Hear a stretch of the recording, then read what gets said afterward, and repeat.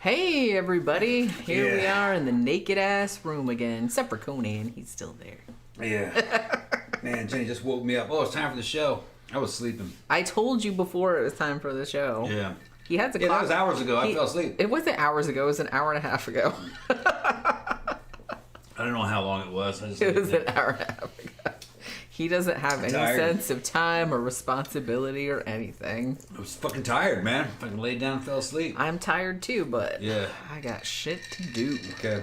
But yeah, so it's Sunday.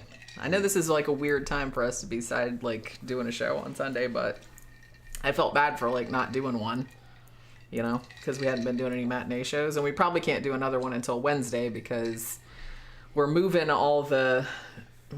the bed to the new house tomorrow. And the refrigerator. And like all the few remaining like big pieces of furniture, generators, couches. Typical generators, yeah. And all the heavy stuff.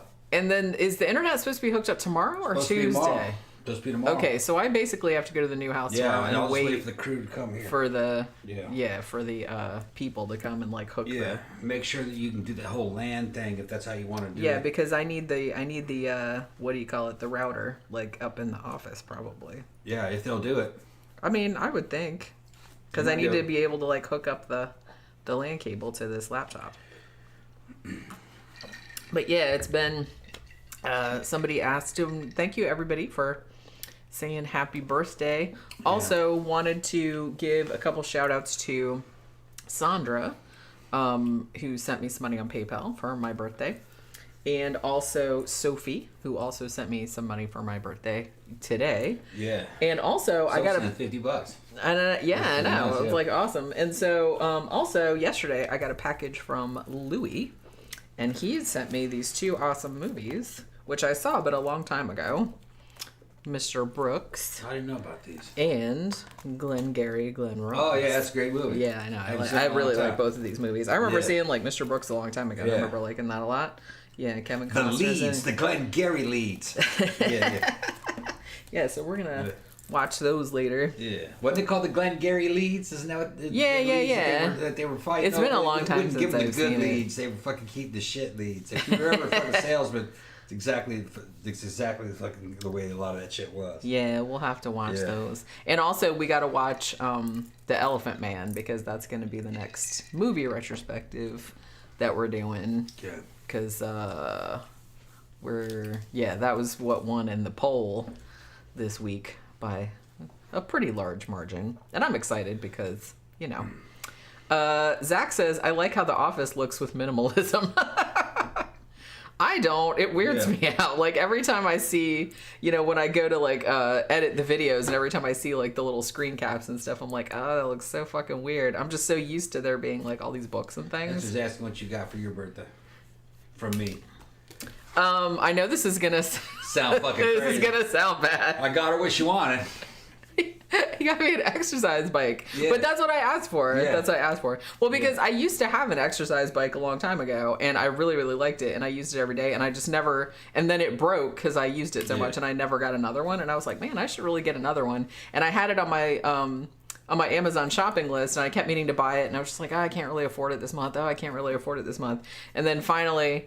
I said something about it because, you know, in the new house we have like a spare room, and I was like, he's like, oh, we should make that a gym. He can put his weights and stuff in there. And then he's like, and I was like, oh, maybe I should get that exercise bike now. We could put that in there too. And he's like, you want me to get it for you for your birthday? And I was like, yeah, that would be good. So yeah, I'm going to work on an exercise bike and a little weight bench. Yeah, actually it gets delivered tomorrow. Yeah, okay. So that's another reason I have to be at the... I have a bunch more shit like coming to the house too. Holy crap. Tomorrow I have to go over there. I have to put up Well, I have to put 2 more desks together. You put together my bookshelves and the one desk, but I have 2 more desks I have to put together. Yeah. And I got my new, what do you call them? The things for the curtain rod. The brackets. I had to order new brackets because the curtain rod I came with, it only had 1. So I had to order some more brackets. So they came yesterday, so I got to hang curtains tomorrow. But the painting is done, right? The office is painted and the bathroom is painted. We might paint some more shit later, but we're not really doing it right now. The office could, the bathroom could use a couple little touch-ups. Well, I'll probably touch it up tomorrow. Yeah, but it'd be like one roll of a painter. Yeah, one roller. I'll just roll around with the roll. A couple little places. Yeah, it's going to be really cool in there. Like I said, I'm going to do... The office is just going to be a general, like, gothic horror type thing, like usual. But the bathroom, I'm doing like a Art Nouveau theme. So I did the walls are kind of like this absinthe green. And I got like a really cool, like, Alphonse Mucha shower curtain. Although it hasn't come yet. It's not coming till October 5th. But I got all the other shit. I got like a bunch of prints and stuff I'm going to put on the walls. It's going to look awesome. But yeah, I've been running around. Tom took me out to lunch today. Yeah. And then we just had we didn't really do anything exciting though. We just had a bunch of errands to run, really. Yeah. Had to go to the print shop, had to go to the post office, had to go to the bank. There's too much work that we have to do. They have the deadlines. We gotta do shirts for a concert. Yeah, and it's 100 shirts. Yeah, well, it's 80. Yeah, it's 80 something shirts, 81 shirts. Yeah, that's pretty the same much. As 100, basically. Yeah, so I got the transparencies done today. So we have to shoot the screens, and then we have. Yeah. So we only have like 2 weeks. We only have like 2 weeks to do it. I thought it was less than that. I thought it was more like a week. Well, the festival is not this weekend, but it's the following weekend. Okay. Yeah. Right? Yeah. So we don't have that long to do it. But we're kind of hoping to get them done by next couple days. Weekend, yeah. Because if we get the screenshot like tomorrow or Tuesday, then we could just do them in batches. Because I have to order some shirts too. We still have some in our thing. Zach says, would you ever paint a room completely black? Well, the office in the new house is almost black. It's like a really dark... Well, it's a really dark gray, but probably on camera it's just going to look black. It said, I think it was when I looked up the paints, it said that it was under grays, maybe. But it looked lighter than some of the other blacks, but then I put it on the wall. I was like, oh, that's essentially black. I'm all right with that. Bees Nest says, how much is it a pain to carry stuff upstairs? Oh, yeah. It's a big pain. Well, I don't know. It's like I always kind of wanted a house with an upstairs. I very, very rarely. I think the only time I lived in a house with upstairs was when I was a kid, and we had a townhouse for a little while that had an upstairs, and I really liked that. But the only thing that sucks about it is, carrying everything upstairs. But I lived in a bunch of them. Yeah, most of the stuff, I kind of feel like the only big thing that still has to go upstairs is the bed, right? I think most of the other stuff is up there. Yeah. Like all the heavy boxes, because all my heavy shit is up there already. And I don't think I ordered any more heavy furniture that needs to be carried up there.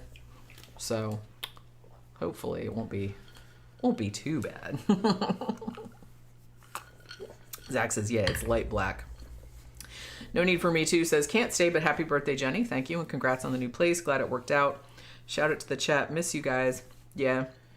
Well, I just, like I said, I kind of just wanted to drop by. I feel, you know what? It feels weird. I guess it doesn't feel like my birthday today because I didn't even have any cake. Well, the thing is, we went out to lunch, and I was kind of like... She was going to get cake? And I was like, well, man, I'm going to get some cheesecake. And then, by the time I was finished eating, I was like, I'm not going to get any cheesecake. Stuff. I was like, I can't eat... I don't know. I feel like I'm used to eating smaller meals. So when I go out to to a restaurant meal and they give you like the size of an American restaurant meal, I'm always just kind of like. It wasn't a normal birthday. I mean, it fell right in the middle of a goddamn move, and we've been fucking. And we didn't really expect that to happen because. Didn't expect it. Yeah, I mean, when you think about it, I was thinking about this the other day because. Honestly, we just, the landlord just came, like a week or two ago, and basically was like, you guys have to move. Right. So. We moved to this place, and we're like, yeah, okay. So it just kind of came out of nowhere. Out of nowhere. couldn't plan anything. Not really. We just kind of had to get all this shit out of here. We've been together fucking solid for fucking a week. Yeah. Running fucking... Just going back and forth. Back and forth, running stuff, right? I mean, we even took a small load today. Yeah. Like, we took some stuff out of the garage, and... Because you have to go there, and there's no sense in going there without taking stuff.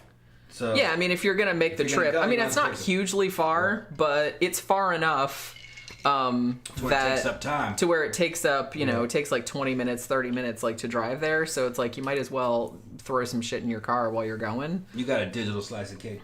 Thank you, David. Yeah. Here's some digital cake. Yeah. I finally sent your shirt today, David. Yeah, we just sent that out. We had to go do runs. We had to go to the post office and had to go to the printers. Yeah, get those transparencies made. Yeah. Man, I hope those shirts come out good. You know, the image was small. A lot smaller than I thought it was going to be. There's 3 different ones. Yeah. It's smaller than the last image. Well, if I need to do another transparency, I'll do another transparency. We'll hold one up to the shirt. It's like, it's not that big a deal. They're cheap. They're only 75 cents. Yeah, but you have to do a... I know, but just don't shoot a screen until we've held one up to... Because it's hard for me to judge because I can't... Looks small to me. See it, you know what I mean? Mike Coe says, take into account Murphy's Law, everything that can go wrong with plan ahead. Yeah. It's just, I don't know. I don't know. I don't really mind that much. Honestly, I would rather we be in the new house by Halloween than... Because my birthday is, like, not really that big a deal, I guess. What do you mean? Well, I didn't want it to happen in the middle of Halloween, so I missed Halloween. Yeah. Halloween to me is a bigger deal than, like, my birthday is. I actually try to ignore birthdays. I don't even want to know now. I don't even want to know. Yeah, he doesn't even like to be reminded. No. I don't even want to know how old I am. We didn't even do that much for your birthday last time, did we? I got you a cake, and I got you a card and something like that. Maybe something, yeah. And maybe like a present, and that was about it. Right. We didn't do anything really. Mm-mm. No, I don't even want to know. Yeah, once you get to a certain age, it's just kind of like... just like, oh, fuck that. Bee's Nest said, only thing I have left at my old apartment is clean a little. I have to turn my key in Friday. Yeah, that's going to be another thing once we get everything out of here. I got to tear this fucking shit down if the show's over. Oh, yeah, that's right. Yeah. I got to break up this fucking thing and this throw it desk. Out. I mean, I still need this computer here, like, because I got some shit I got to upload tomorrow, but I don't think I need the desk anymore, because we're not going to stream from here anymore. And I recorded everything that I need to record, and hopefully... Everything should come out of here. Yeah, hopefully I'll get everything set up at the new place. Yeah. I don't know. Like I said, I don't know if I'll take my computers tomorrow. I'll probably take the computers over on Tuesday and set everything up so I can make sure that the internet's up and stuff like that. Yeah, Tammy said, that's it. Celebrate twice as hard on Halloween. Yeah, that's probably what I'll do. I'll just do, like, Jenny's birthday a month later, and also it's Halloween. I kind of, like... One thing, like, you know what Mannequins did last night?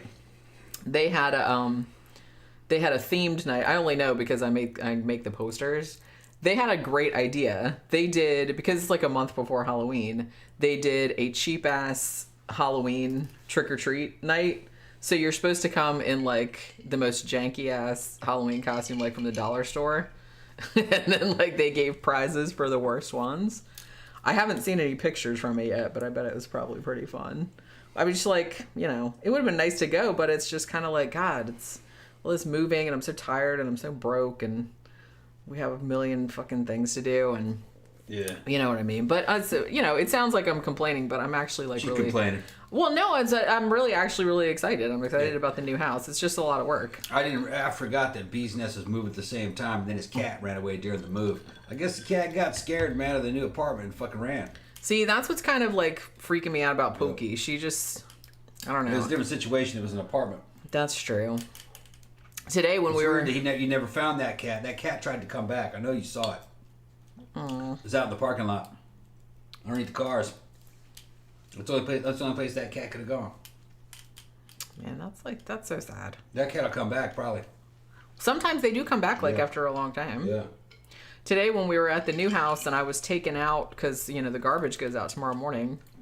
So I was taking out, like, all the old boxes and all the trash and stuff. And then I noticed that our neighbor had a couple of dogs. And I said, oh, that'll probably keep Pookie in line. Because she'll go out on the back porch and just be like, uh-oh, puppies. She'll, run back inside when they bark at her. Because that happened when I was, last June, when I was in St. Augustine. Remember, you messaged me and said that dog kind of ran after her. Yeah, cat never came back yet, so that's so sad. Oh. If you go out and look for it, you'll probably find it. Thank you, Dom the Bomb. It's in that area. I mean, I would hope so. They don't go far. Well, they have territory. Maybe I don't know how far you moved away. It might be trying to walk back to the old house. Oh, shit. If they can home. I don't know how far that would be. I've heard of animals Sometimes doing they go that. 100 miles, yeah. I've heard of animals doing that. Well, because they go by smell, right? And like cats have a really good sense of smell too, just like dogs do. They got geolocation. I always wondered about that. Yeah. I wish I'd got some of that. I think they must have something in their inner ear that allows them to fucking know how far they went in a certain direction. Yeah. Yeah, something like little particles that are magnetic or something. I've heard that like they've speculated that maybe like some birds and stuff have that kind of stuff. I always wished I had that because my sense of direction is terrible and always has been, and it's so frustrating. Like I get turned around really easy. Seriously, we've been going back and forth to the new house like for more than a week now. Like sometimes a couple times a day, and I still like kind of. I put the GPS on, like it makes me feel better, even though I'm pretty sure I know where I'm going. It's just because between here and the new house, they're doing all of this road work, right? They're building this new highway, and then like the old road is like way down here, and they're putting in all these traffic circles, and they're working on it every day. So sometimes the traffic circles are open and sometimes they're not open. So it's like, I'm not really sure. And then like you have to come out and you have to be rerouted and like U-turn, and I can't remember where the U-turn is. So I always just feel better having the GPS on, even though I pretty much know where I'm going, just because I don't know, I get lost really easily. And even with the GPS, sometimes I still get lost. Yeah, I don't understand. It should get lost I'm an old Army scout, so. Well, like I said, it's probably more frustrating for me than it is for you, because it's like it just makes me so angry, and I'm just like, what the fuck is wrong with my brain? Why doesn't it work? It works good in other ways, but for some reason I'll try to go where I know that I have to go, and she'll like, wait, no, it's not here, it's that way, and I'm like, no, and just keep on going. No, it's that way. Is it? No, it's not. Just because I don't know. It's just it's obvious to me. There's no way to explain it. Well, like I said, I've always been really frustrated because some people don't really seem to have problems with that, and I always had problems with it. It's some kind of geolocation, like I said. It's just some kind of innate instinct that I have. Yeah. It's not just me; other guys have it. Army land navigation courses, like when you're going through Ranger school and shit, fucking RIP and Recondo. They all fucking weed out who can do that and who can't. For some reason, I just know what direction it is and how far. You do it by things called pace count. How many steps does it normally take you to cover fucking 100 meters or 25 meters? I used to know it all by heart, but then eventually it just kind of becomes kind of like instinct. You know how far you've walked in kilometers. But then the land nav course would be super fucking hard. It's nothing but just a piece of paper and a map and a compass. And you start off at a fucking pole that might have the name 20. They say your starting pole is 20, and it goes, shoot at azimuth of fucking azimuth 135 for fucking 50 for like 1,600 meters. So you go, okay, 1.6 clicks. So then you walk in that direction, and off to your right and left you're passing poles with numbers on them, and it says you got to write down that number of the pole where that target is. There's going to be a pole with a number, all right? Along that azimuth, fucking 1,600 meters. Well, when you go, okay, I'm coming up on it. It's about 200 meters from here, and you can't see your trees, in the way. And then all of a sudden, you're going like, according to my pace count, it's only 25 meters, and all of a sudden you hit a pole. And it's got a number. It might say 15 on it. And do you write that down? You don't know. You go, that doesn't really feel like I've gone far enough. So you can walk another 25 meters and there'll be another one there. And then you go, is this it? And he goes, maybe I didn't walk far enough. So you can walk to another 25 meters and you see another pole. So you have to be accurate. You know what I mean? Yeah. Which one was it? because they're testing your pace count. And you go, I think it was the second pole. So you put that down. And then the next problem will be shoot an azimuth of fucking 35 degrees and walk fucking 500 meters. Well, if you get one of them wrong, you get all of them wrong. Because it's bouncing you from one pole to the next. You know what I'm talking about? Yeah. Anytime you... So sometimes you'll go, wait a minute, now this one couldn't be right because there's no target here. So that last one must have been wrong. Which one was it? So you'd have to run all the way back to the pole and goes, I'm going to start over. I'm going to put it... But you're doing it on... It's timed, though. Yeah. See? And you might have to find 6 poles in that day. And that you might have walked fucking 7 miles. We've all had to find 6 poles in one day. Yeah, find, it's like 7 miles walking around. That's all that fucking... Scout and Ranger shit. You got to learn how to do the shit. See, I don't even know if they teach that shit anymore because I think they give everybody a GPS now. But that's like old school shit. There was no idea. Well, we had them. They called them sluggers. The motherfucker was that big and it weighed a lot. And that was our version of a GPS back then, back in the 90s. The problem is that they don't want to know whether or not you can use a GPS. Anybody can use that. They want to know if you're fucking talented, if you can do it without it. That's what they want to know. Are you a fucking Geronimo motherfucker that they can just let go, like fucking Last of the Mohicans, and you can find your way around, in the woods, just with a compass and a map. Or, in some cases, no map, just a compass and a fucking worksheet. So... I don't know. All this shit about getting lost in cities? Nah. It just doesn't happen. Juan says, what flavor is that drink, Jenny? It's orange juice and what kind of vodka is it? Whipped cream. Whipped cream vodka. So it's a creamsicle, essentially. Janet Pirate says, I always get turned around and lost, no sense of direction at all. Yeah, same here. And like I said, it's very, very frustrating. Because like I said, my brain works pretty well in other ways, but for whatever reason, it just doesn't work right in that direction. It really makes me mad.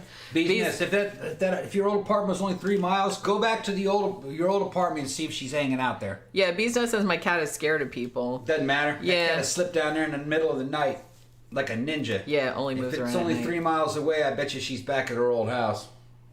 I mean, I hope so. That would make me really sad. Like, it always makes me sad when she knows she moved. She probably tried to go back in that direction. Go back home. Pookie is kind of like, she's scared of people when they first come in. Like, if we have friends come over, she'll be like, fuck this, and she runs under the bed and like looks at them with her big eyes, like from under the bed. But if they're there and they hang out and they're cool, then she'll kind of like scooch out and then she'll come over and check them out. Beijing doesn't have that. Beijing will immediately be like, hey, I'm going to come rub on your stuff, okay? Like, pretty much from immediately.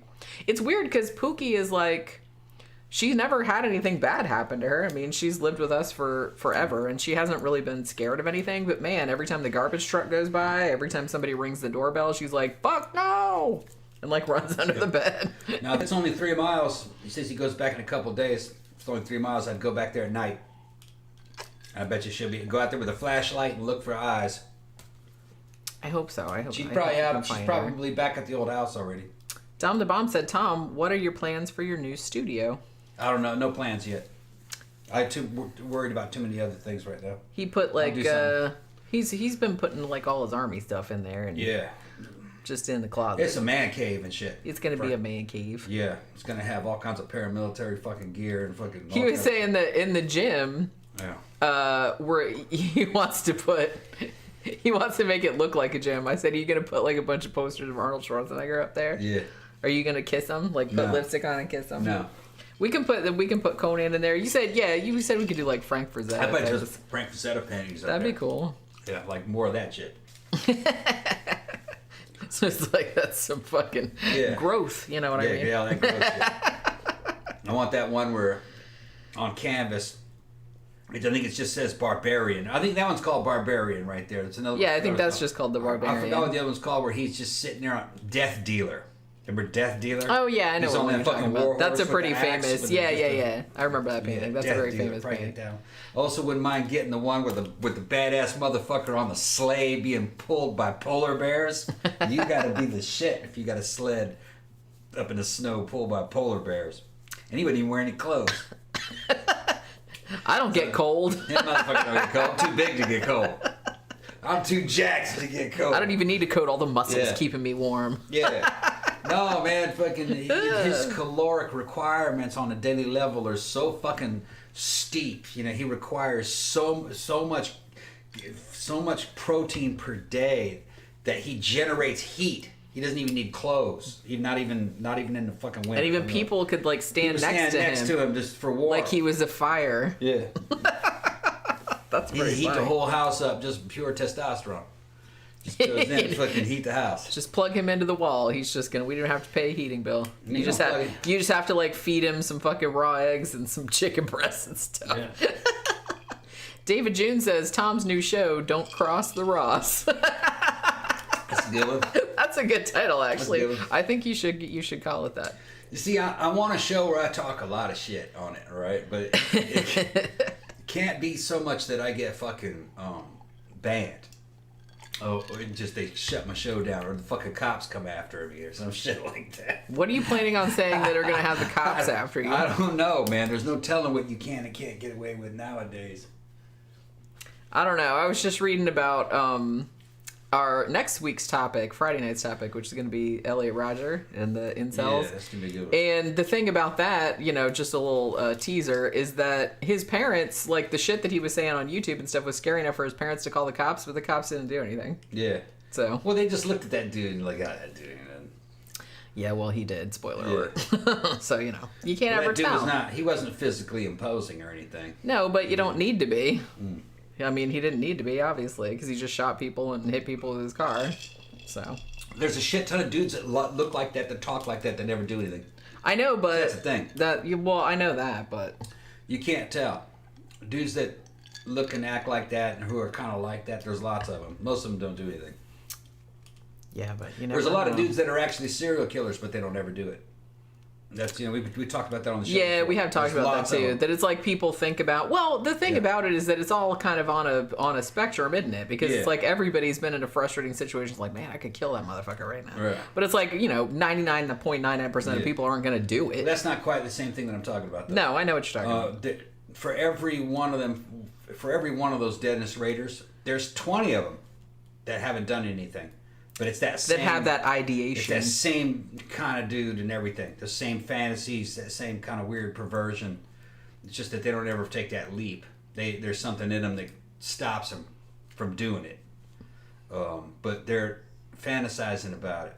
But then they just never do it.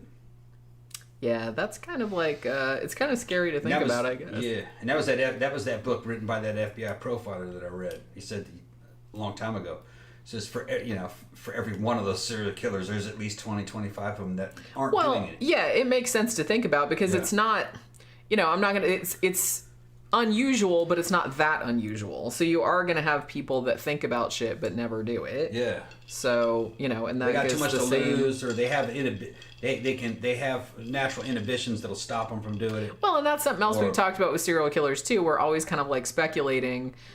Somebody that had those fantasies or ideations, but they were raised differently, or they were like in a different environment or a different situation, and they never ended up acting on them. You know what I mean? I think a lot of it is that they don't have the physicality or the confidence. Could be. I think that's a lot of it.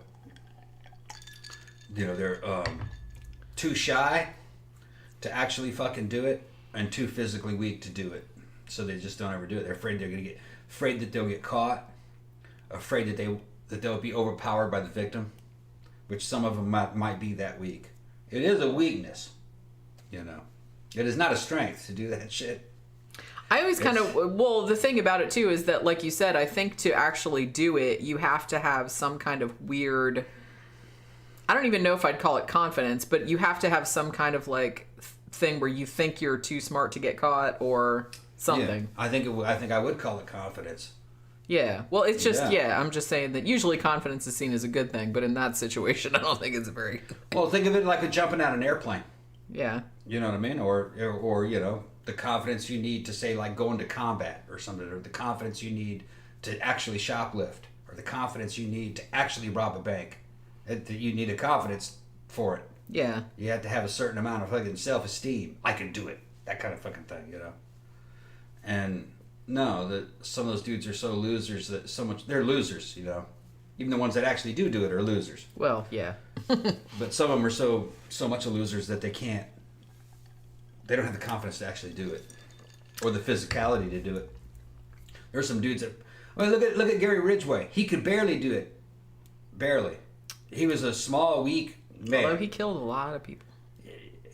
He got the jump on them, and they were women, and they were much smaller than him. Gary Ridgway could have got his ass whipped by a lot of women. There are a lot of women out there that would whip his ass. Yeah. All right. Some of them gym rat girls would fucking give me a run for my money. Weigh a similar amount. Now, they're on PEDs. You know what I mean? Performance enhancing drugs, a lot of them. But no, there are gym rat girls that would have fucked Gary Ridgway up because he wasn't physically fit at all. Yeah, he was just a little scrawny. Little scrawny motherfucker.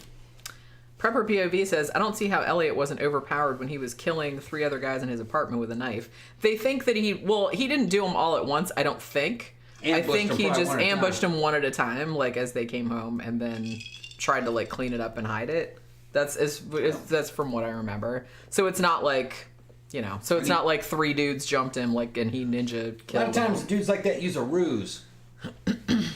They're talking to him. They're talking to the victim. They tell the victim something. Well, he knew them. They were his roommates. Yeah, and they turn. They're not. Their guard isn't up. They turn their back, and he fucking stabs him in the back, or cuts. Yeah, I kind of feel like it was probably something more like that. And like a confrontation type situation.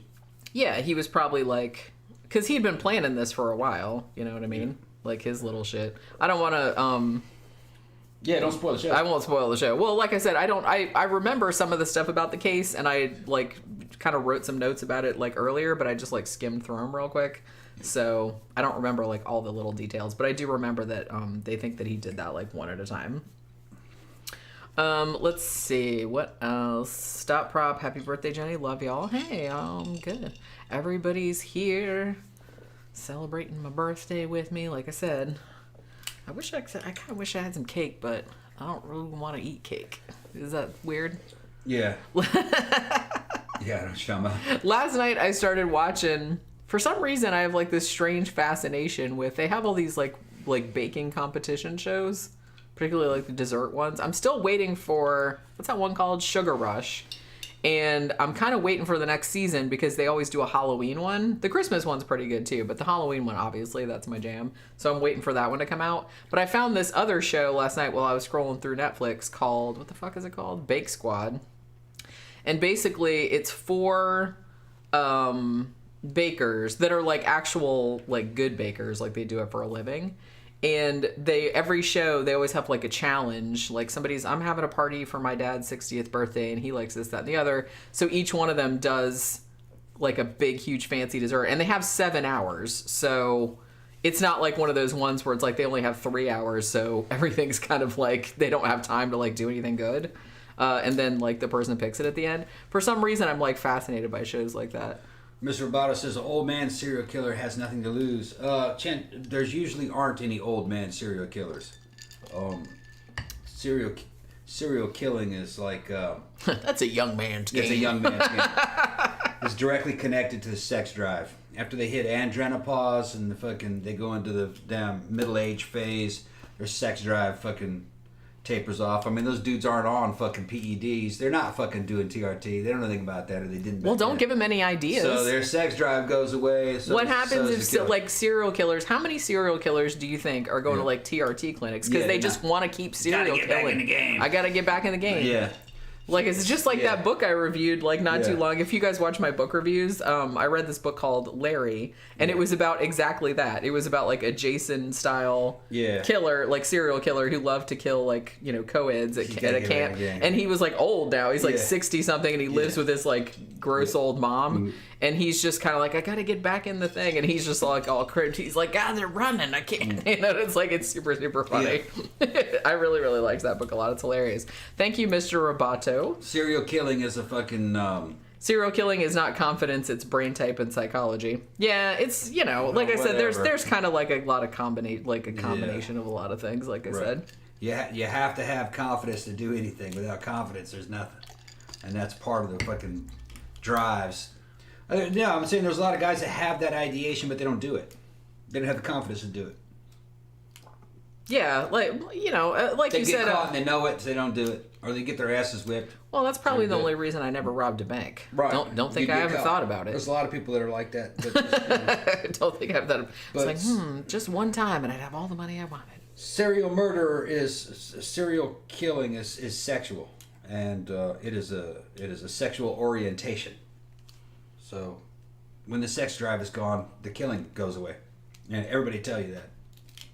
Yeah, largely. You don't see too many, 80-year-olds toddling around with a cane. I'm not interested. And they get sick of it. They burn out is what they call it. They get sick of it. It's the same, but it's if you look at it, it's adrenopause. Yep. Testosterone makes people evil.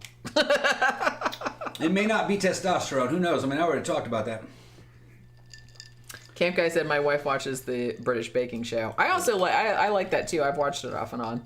I had this theory while we were doing one of the shows, as I was learning about fucking biochemistry and fucking performance enhancing drugs and fucking TRT and testosterone and how it works and anabolic steroids. There are some guys who are totally normal who've messed with. Okay, let me explain something. In humans, well, actually in all animals, male and female, the main anabolic compound that causes healing in the body and in both males and females is testosterone. Testosterone is your body's ability to heal up, after damage. Science comes in and says, well, maybe we can make something better than that. All right, that can go into those receptors and actually cause more healing. We call those steroids, and they're 6 to 20 times more powerful than testosterone. And they go into the receptors that fucking testosterone goes into. The molecule looks a lot like it. The compound looks a lot like testosterone, but it's improved. They've been making them since the 30s, really 40s. Some totally normal dudes have taken awful strange anabolic steroids, and it's really fucked up their sexuality. One of the ones that really has it notorious is one called trenbolone. Trenbolone, some guys, it actually causes them to attack women physically. Rage, and they see a woman, she's attractive, so he'll want to attack her. And then he has to stop himself, or other people will stop him. Weird sexual fantasies. They start getting into porn that they normally wouldn't get into. They start fucking turn some fucking bisexual, trisexual, gay, whatever. Their sexuality can get kind of fucking twisted on trend. What if serial killers have some kind of a problem in their gonadal problem to where they produce testosterone, but the molecule is kind of fucking in error. In other words, it's a mutant version of testosterone that looks a little bit more like trenbolone and causes like a mind-altering property, which would make you violent. I'm interested. If they find some of these violent serial killers, can they fucking do a blood test, isolate their fucking testosterone, and compare it to normal testosterone? Maybe there's a difference. Maybe there's just a slight molecular difference in the testosterone that he's making. Yeah, it could be. I don't know if anybody's done that research or not. I'd have to look it up. Maybe he's making something closer to look like tren. I mean, I know they've done research, that says that a lot of men that are serial killers have lowered inhibitions and things of that nature, like stuff in their frontal lobes, but I don't know if they've done anything with like hormonal stuff. I bet you their hormones are not quite the same. That's what I'm thinking. Because there's a lot of variations in the body, and maybe he has a slightly a mutant fucking cells in his gonads that instead of producing normal testosterone, it might be something closer to a performance enhancing drug like trenbolone, which would make you violent and have weird sadism and shit. They had one dude, you can go on it. There's a fucking show called More Plates, More Dates, and fucking the name of the show was Trenbolone. Something about 16-year-old on Trenbolone. Something about sex bots. Anyway, this kid started. He was taking Tran when he was in high school. It made him fucking crazy, and he got obsessed with this idea of making sex robots. And he even made a whole damn diagram of how they would work and everything. And he was crazy, of course. Drove him crazy until it wore off. And he tells a story about it, and turned you into a fucking psychopath. It doesn't do it to everybody. Great, like we need any more of those. Well, it doesn't do that to everybody, but it does it to a lot of dudes that fucking make you fucking crazy, especially at high doses. And you know they want to put on fucking 20 pounds of muscle in 2 months. You know, it's a fucking drastic change. Drastic, you know, boom, just in 2 months, another 25 pounds of muscle. Shit, that's fucking crazy. Of course, that's gonna be mind altering. Yeah. I mean, that's some drastic fucking chemistry has to happen for the body to respond to that strong, that quickly. You know, that's fucking insane. And that can't be good for you. Oh, I'm sure. No way. No way. Danny Rolling Ghostface had made a very funny comment, and it's gone now. But he was talking about how old people serial killers, maybe they go the route of the mass vehicular manslaughter by like driving through people and just saying, I don't know what happened. I will tell you, like, I used to live, when I lived with my grandmother a long time ago, and she had, right behind her house, there was like a 7-Eleven. And I swear, the time that I lived there, which was a few years, we had at least 4 old people drive through the front of that 7-Eleven. And they all said the same thing. It's like, oh, they thought they were hitting the brake and not the gas. They didn't kill anybody, thankfully, but that fucking... It got to a point where it was like a joke. It's just, they couldn't fucking stop. But yeah, if you think about it, if an old person wanted to be a serial killer, they could just drive around in their car and just be like, fuck you, people. And then they'd be like, I don't know what happened. I hit the gas instead of the brake. I'm old. Give me a break. If we watch the Elvira... I haven't yet, but I've heard about that. Maybe we can watch it tonight. Bee's Nest says, I have the Dennis Rader line of lingerie. Oh my god. Somebody should make that. Well, should they? No, probably not. Although, it's the 21st century. Has someone made that? Probably. And I'm sure someone would buy it too. Because I kind of feel like serial killer memorabilia is like kind of a big seller. Remember back in the old days, I think, God, this was like back in maybe the late 80s or the early 90s.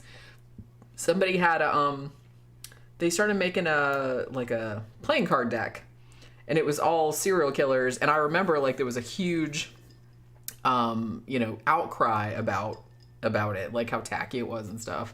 But I was like, little do people know how much worse it would get. Now you can just like pretty much sell anything with serial killers on it, and people will buy it. Camp guy, I was pressing on the brake as hard as I could. October's asked me about. Asking me what I think of the movie 5 Million Years to Earth. And is it so hard to find? I don't know what he's talking about. I've heard of that, but I haven't. Never heard of it. Mr. Roboto says, is building sex robots really that crazy, Tom? Seems like a hobby. Well, you gotta see that. You gotta see his... it's honestly, yeah, it doesn't really seem all that crazy. I mean, as far as hobbies go, they're not hurting anybody. No, he wrote it down. He wrote down how they worked and what they were supposed to say. It's fucking crazy. It's real crazy. And I think it was just a head. Oh, he was going the Ted Bundy route? Yeah, like a Ted Bundy. All I need's the head? Yeah. Is that he didn't need tits or a cooch or anything? You have to watch it yourself. That's on that other channel. I'm not going to watch it. It's been a long time since I've seen it. It's been a couple months. You know I'm not going to watch it. There was more to it than that. It was just... It was weird.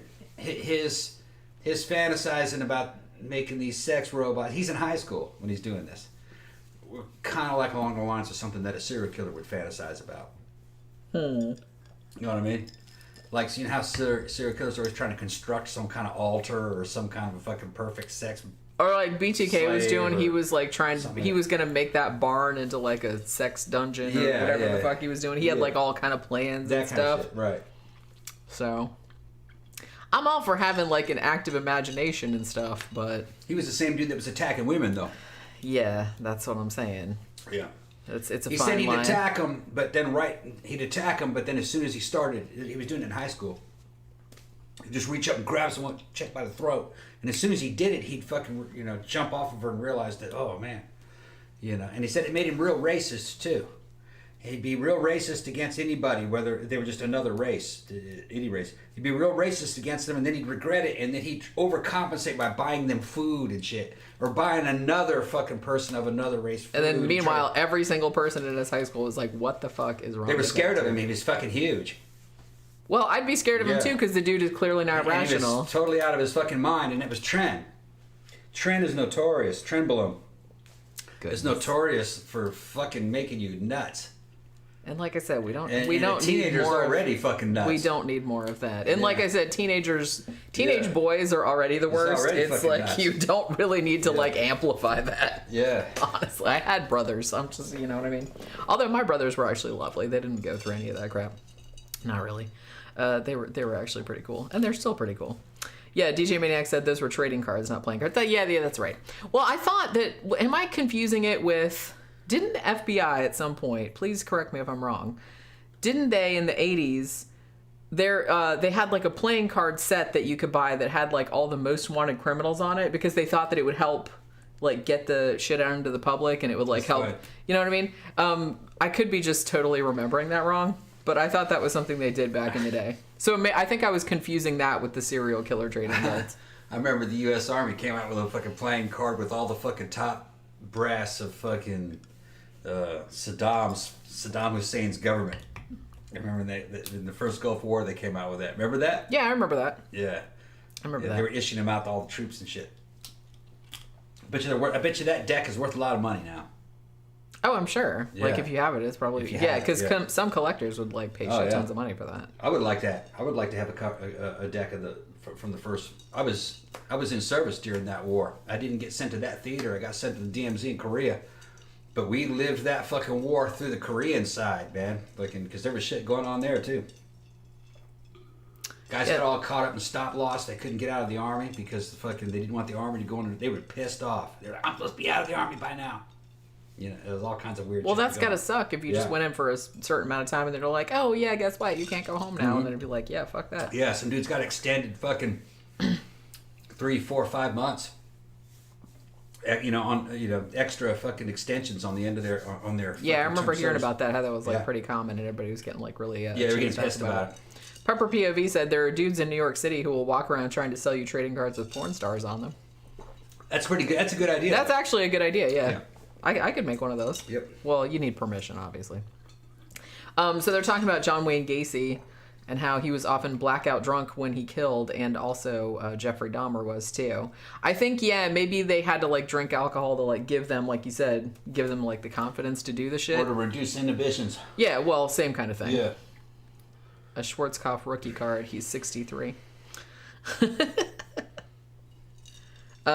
Dahmer black out when he ate his victims? Was he blacked out? I don't know. It's hard to say because he was an alcoholic. I mean, Jeffrey Dahmer, he started like bringing booze to school when he was in high school, right? Like he would bring in like booze in a thermos and stuff. So he was drinking then. So I don't know if he was blackout drunk when he did this stuff, so he didn't like remember. As a general rule of thumb, don't believe anything the serial killer says.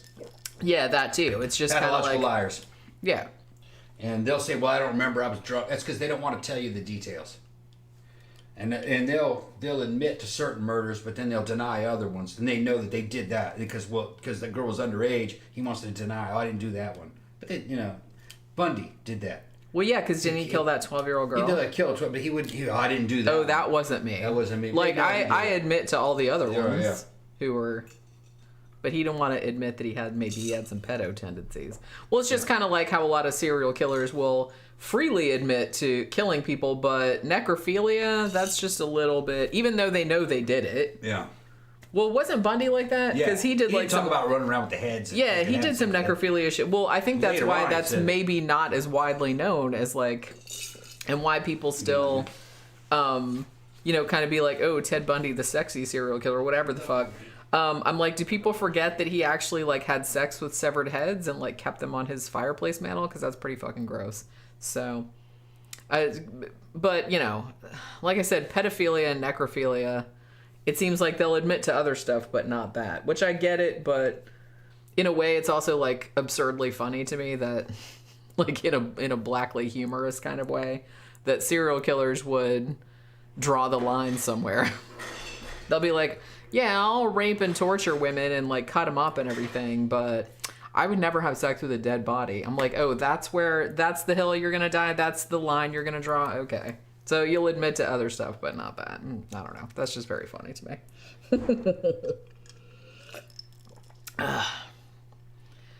What year in America did the drinking age turn from 18 to 21?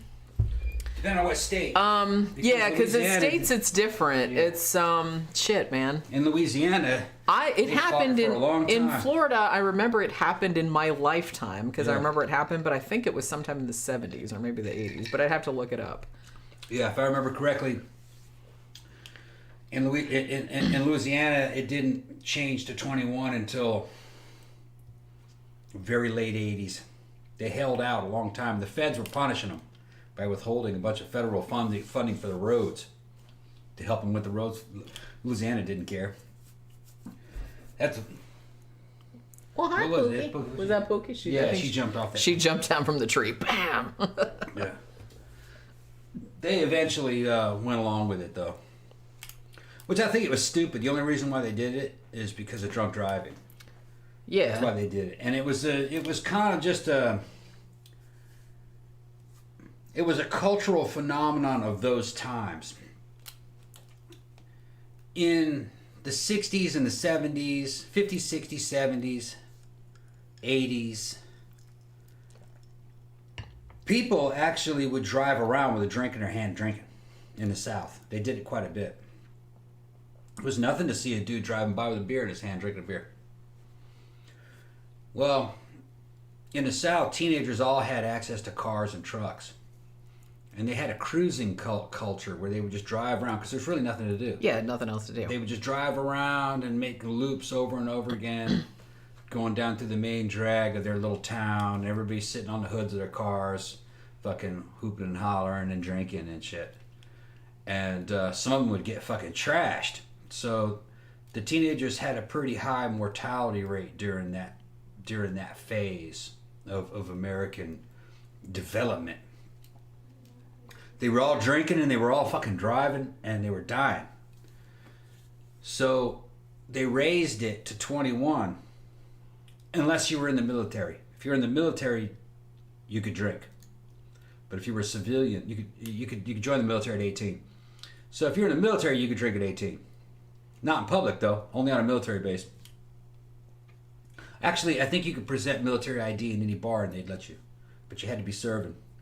They figured, if you were going to be serving the country, then you had the right to drink. I mean, fucking World War II was fought by dudes who were fucking 17, 18, Yeah, which is crazy. Dropping fire on German children and shit. Mm-hmm. So they fucking raised it I think it did save lives during that era. Well, yeah, it did seem to. I mean, I don't know the statistics offhand, but it did seem to. Yeah, it was like something amazing. You know what I mean? Like 80% of all the fucking drunk driving fatalities were all people under the age of fucking 21. They were all fucking teenagers. Well, yeah. But I think if you were to go ahead and fucking drop it back down to 18 in the modern era here in the U.S., it probably wouldn't affect it much because that cruising, small town cruising culture is gone. And I think nowadays, like in the culture nowadays, people are not real. It's not like it was. It's not like a thing. It's like, oh, let's go get fucked up and drive around. That's just like not something that a lot of people really do anymore. Right. Like you said, that's kind of like a small town thing. It was small towns because it was nothing better to do. Yeah. So you would just kind of like Smallville from Superman. There's nothing to do. Yes, you just like drive around getting fucked up. During the age of internet and internet dating and everything and the social media, it's the landscape has changed a lot. Also, the speed at which people develop, I think, is and the way people develop is very different. I think pre-internet kids grew up faster. They developed social skills faster. Everything was in your face. It was fucking very much a dating culture, hanging out. They were good with that. But they did shit in excess. I think actually in some ways kids today are a little bit smarter. I kind of feel like it too. Well, because back in the old, it's like you didn't really think about it. No. Like people did dumb shit all the time. Yeah. If it felt good, you did it. It was kind of hedonistic. So you're like, yeah, crack, let's smoke that. Why not? Must be good.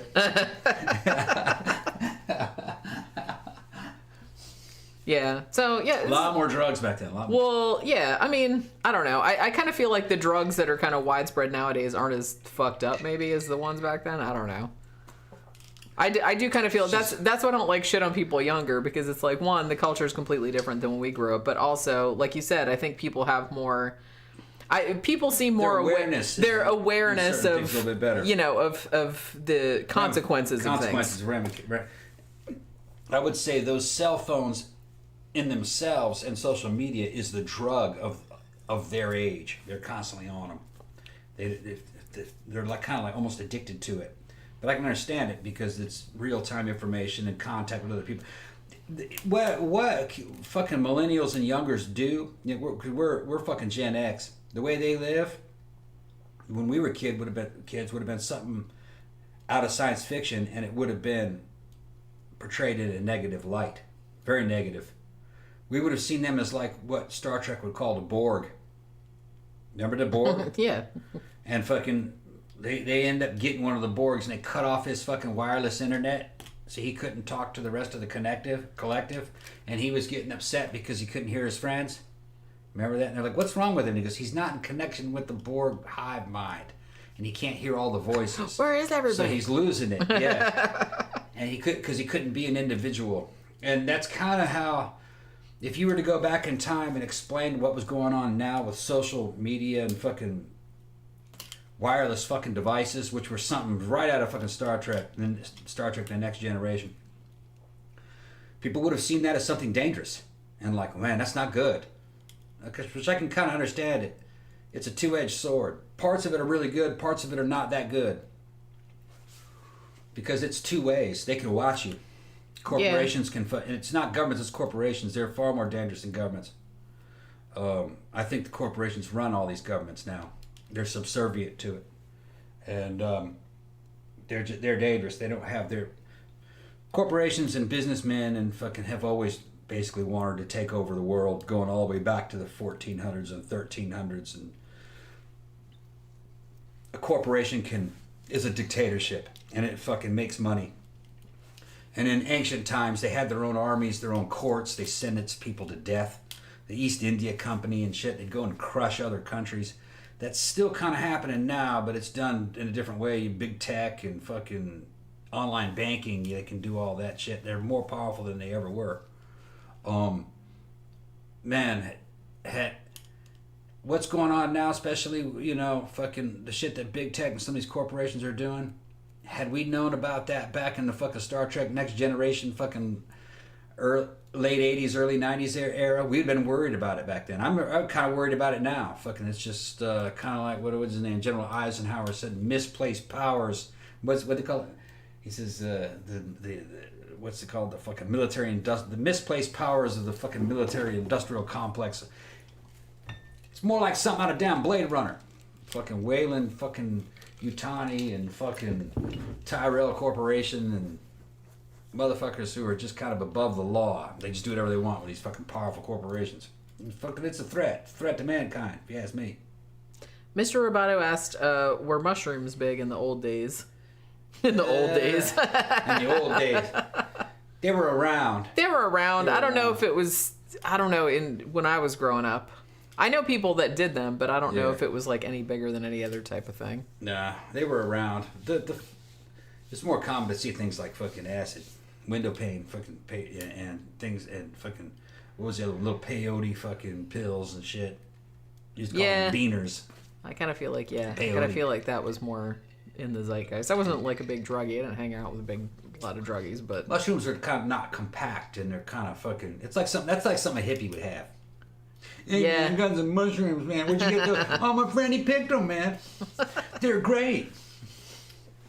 Mix some tea and then we'll eat them. Tastes like shit, man. But you'll it's like that's acid. the very best kind of drugs because they're free. Yeah, they're free, man. Somebody has a question for you. Yeah. I was reading about the Korean War and how Koreans felt about America after. Is it true that South Korea was that upset with us after the Korean War?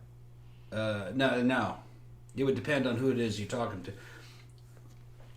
When I was there, fucking old people would treat me and other American soldiers, especially we'd be going to their fucking towns in the middle of the night. They'd come out and treat you like a fucking hero, because the Korean conflict on that peninsula was a civil war, really, that both the Soviet Union and the United States were involved in. We were involved in their civil war. All kinds of weird shit happened between all kind of weird shit happened between the Koreans, the North and South Koreans.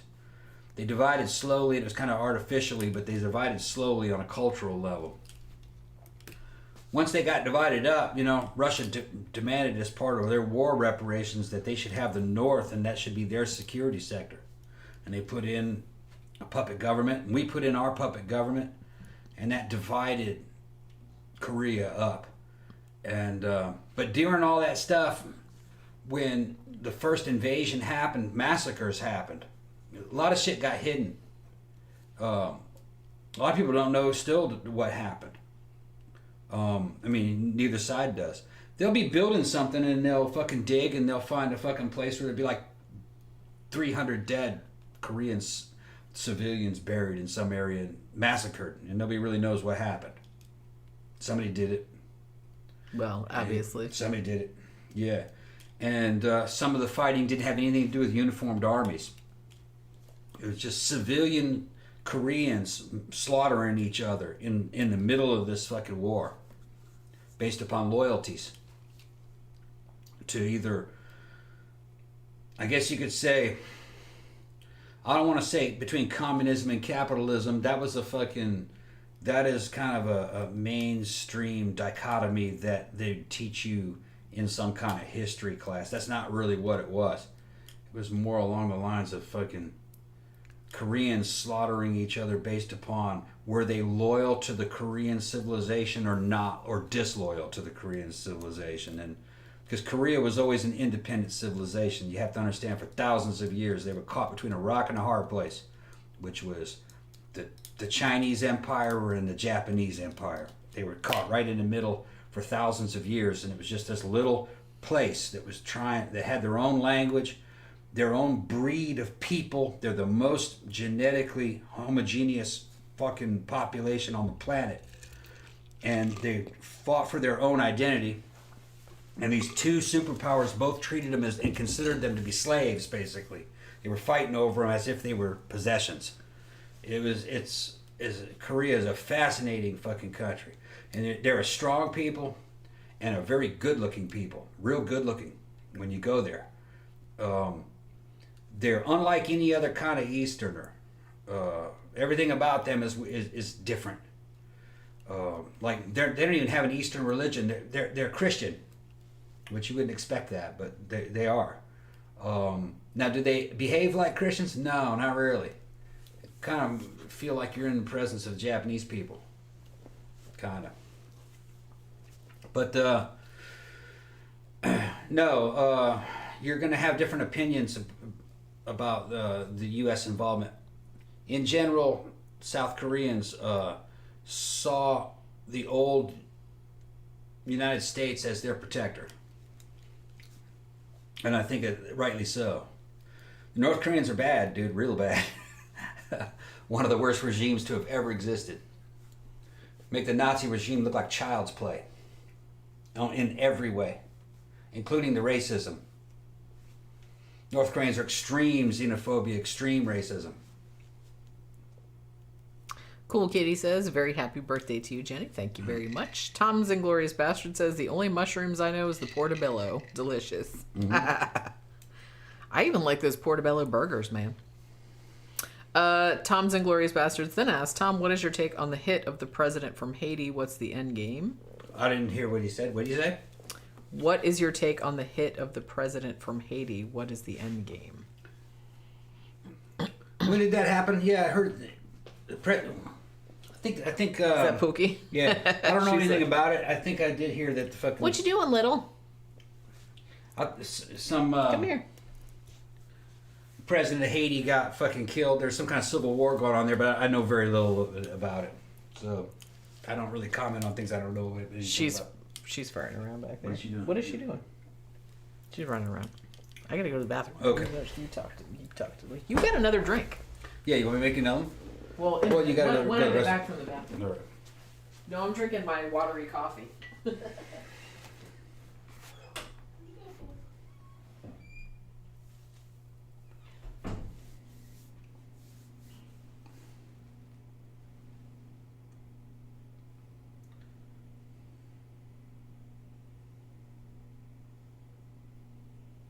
Now, DJ Manic saying South Korea was probably still terrified of America. I don't really understand what.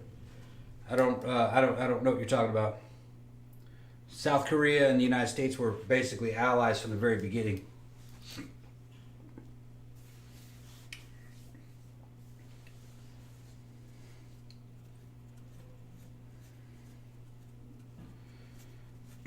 Okay, yeah, the Red Chinese talking about a shooting war on their social media. Yeah, the Chinese, the CCP is bad, man. They're very bad. And they want Taiwan back. And the United States is no longer really negotiating from a place of power. So they're probably going to take Taiwan. Not Taiwan. Yeah, they're probably going to take Taiwan back. She's sticking her paw under the door while I was in the bathroom. And a lot of people don't realize how bad China hates Japan. They're still pissed over the fucking rape of Nanjing or rape of Nanking era. And Chinese social media is constantly pumping that the United States has collapsed and that China is now the global superpower and that they're going to bring us to heel, that we attacked them with a biological weapon that failed, and that that China now reserves the right to attack us fucking with biological weapons. They then a couple days back they called out George Soros. They called him the most evil man on the planet. He's a destroyer of civilizations, and that they're putting a hit out on George Soros. And the thing is that China said what China says in its state-run media sounds like something that North Korea would say. It sounds hyperbolic and insane to Western ears, but they do not understand Easterners. They are absolutely serious. Absolutely. They say crazy shit because they fucking believe crazy shit, and they'll do it. So they do kind of talk shit a bit, but they do believe their own bullshit. We're on the verge of like another world war. I don't think it'll be like World War II. It will be unlike any other global conflict, but it'll be a lot more high tech, a lot more computerized, a lot more like economic and cyber warfare, a lot of asymmetric shit, a lot of bio warfare, a lot of bribery, and a lot of infiltration where you pay traders to do things for you in other countries. It's kind of like the war that kind of like a bitch war. It's not an open fighting war that will happen here and there, but it'll be shit like bitches do, which is talk shit and lie and spin and steal. Let me go ahead and make you another drink. Okay. No, it's not that one. It's the other one.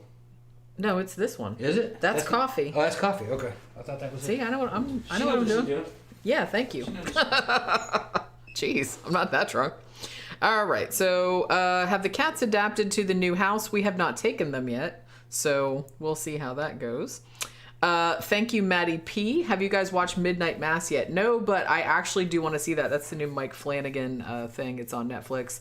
And yeah, I really want to see that. Thank you so much, Cool Kitty. Have a drink or two on me. Well, thank you. I will. Yeah, I heard Midnight Mass is good. I've tried to kind of avoid, like I said, but every now, I think I was on AV Club today and I saw like a headline about it and they were kind of meh, but they're kind of meh about everything. So I don't really know. So eventually I will get around to watching it. There's so much stuff I got to like keep up with. Holy crap. But you know what I'm saying? Yeah, you said it's excellent. Okay. Well, yeah, it definitely sounds cool and I'm going to check it out because it is Mike Flanagan. Yeah. Cause I like all his stuff. Let's see where, oh, thank you. I've heard that North Korea doesn't have electricity. Is that true? And why? I can't imagine a modern society without that.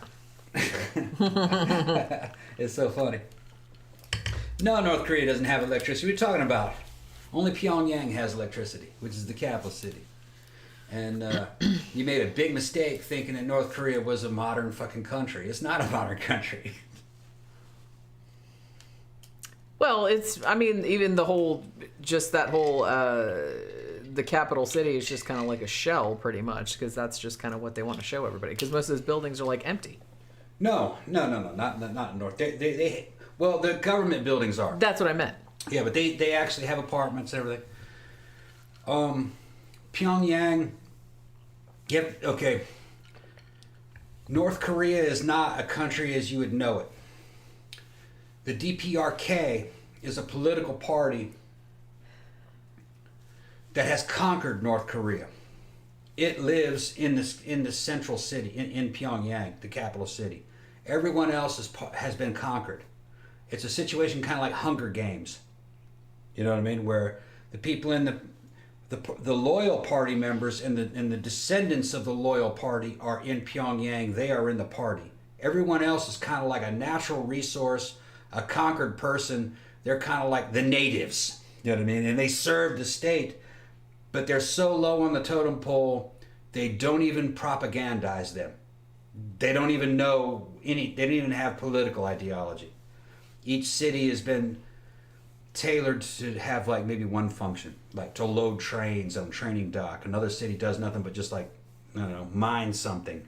Other ones, whole swaths of the area have been depopulated.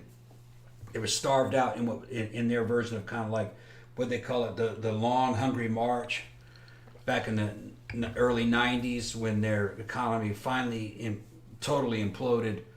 A fucking large portion of the population starved, which helped North Korea out a lot because now it didn't have so many mouths to feed. You see, economies are about supply and demand, and communism cannot supply the demand because they cannot produce enough. So what they do is they reduce the demand to fit the supply. So what that means is if you've got 100 people but you can only feed 10, you let 90 of them die. Reduce the demand. So you have the 10 people that you can feed, and then you call that a success because you just got rid of excess population. Those are the people that you didn't need. So, and it's communism, but it's not. They'll come out and tell you that it's Juche communism. It's North Korean communism. It's their interpretation of it. The Soviet Union, when they saw what was going on in North Korea, they were like, fuck that. They didn't want anything to do with that shit, okay?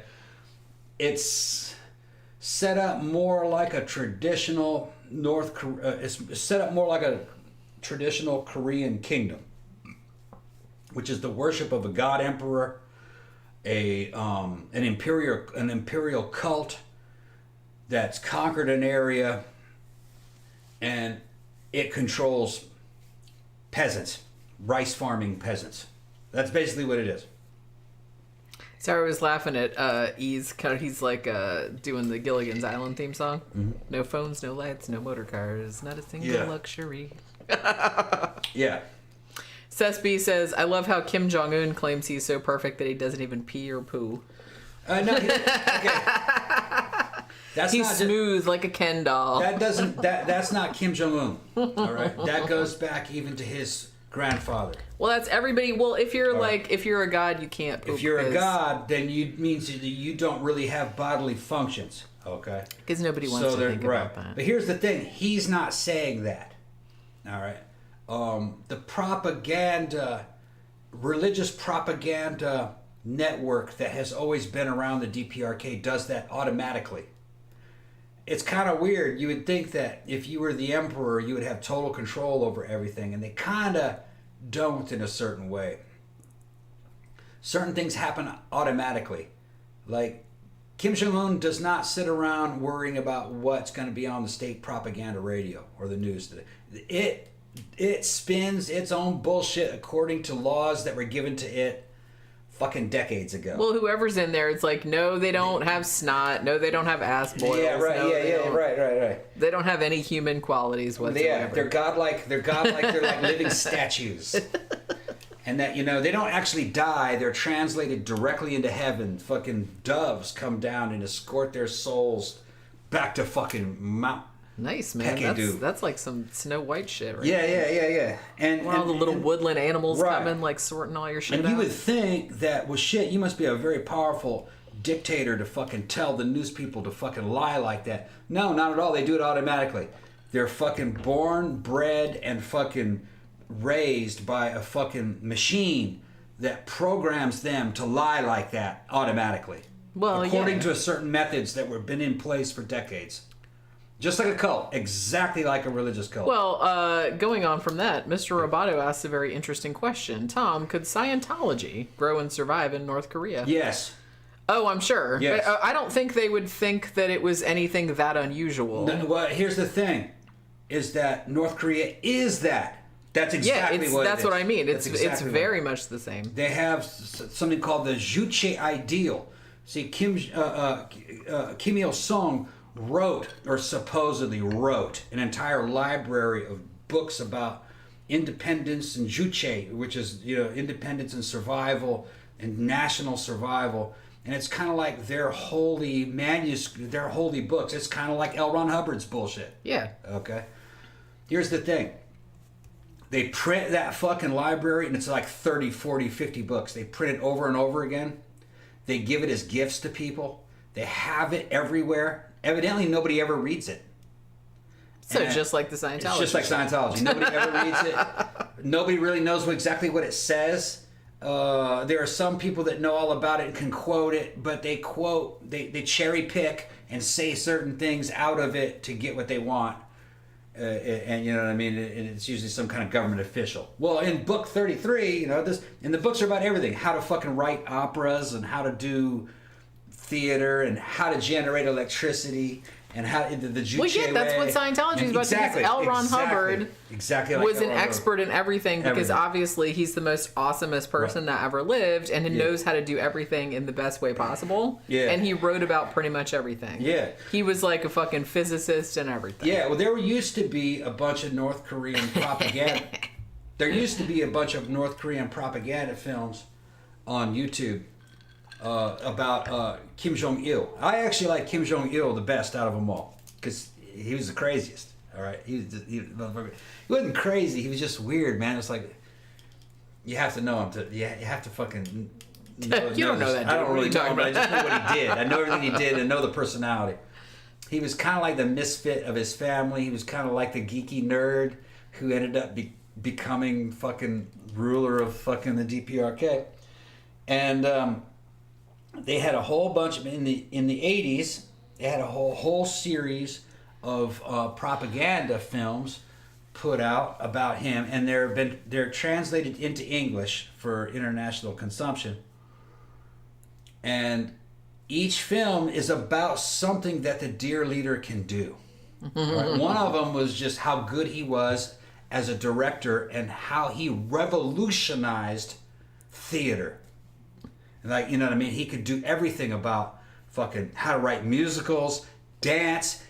He's an expert on every fucking thing. And each North Korean propaganda film, it shows him on tour showing up to North Korean factories and actually teaching people how to fucking do it better. You know what I mean? How to make chickens lay more eggs.